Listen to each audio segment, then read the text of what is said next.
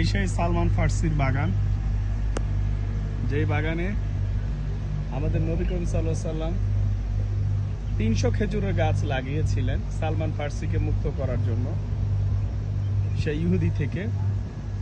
আজকে দেখুন সেই গাছে কিভাবে খেজুর ধরে আছে। আল্লাহু আকবার।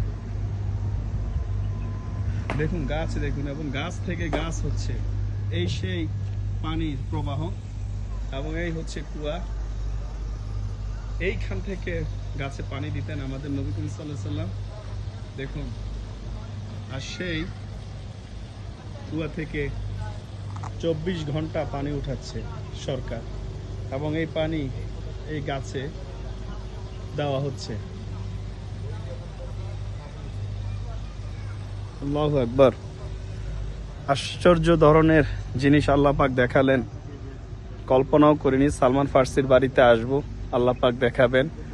এবং এত সুন্দর লাগলো যে খেজুরের থোকায় থোকায় ধরে আছে মগ ডাল পর্যন্ত, অসম্ভব সুন্দর।